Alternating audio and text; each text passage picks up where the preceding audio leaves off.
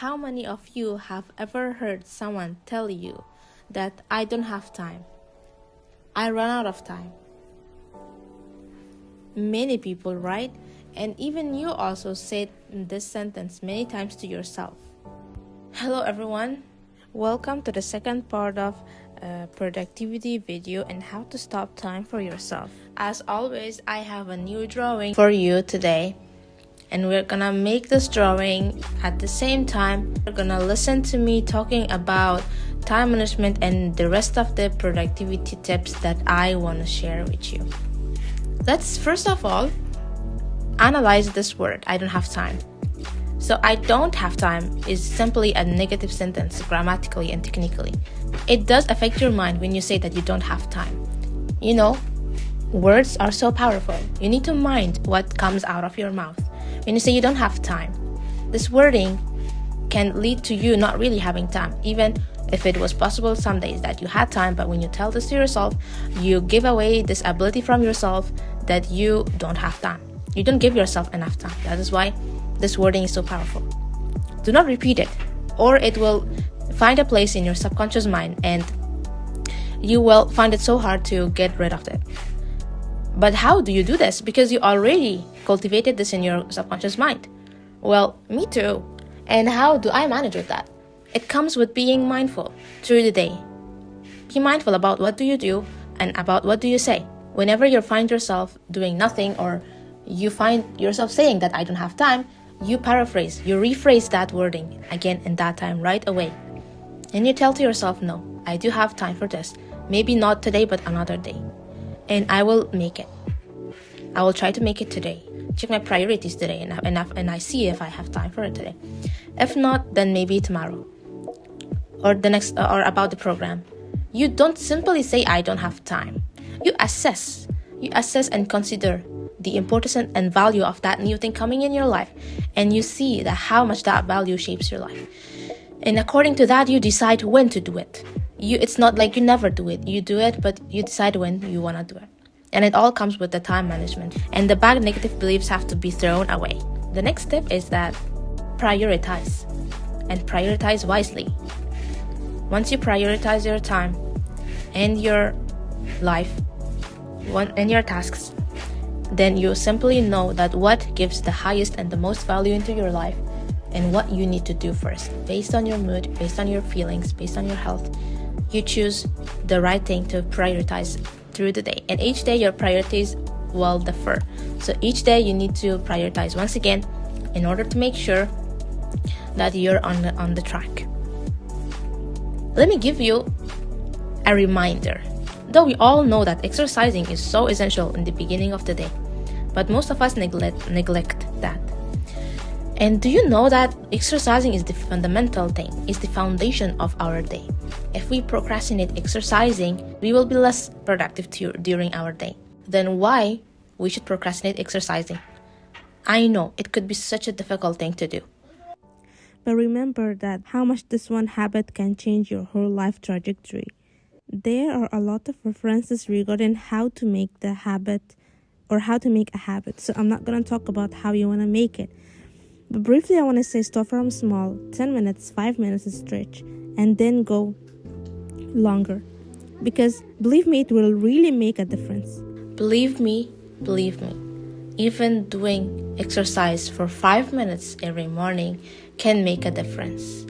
Please do not ignore the significance of exercising, and it is not connected or dependent to any timing, because even if you do 1 minute stretch, 3 minute stretch or yoga or any type of exercise you want to do, it matters and it will count.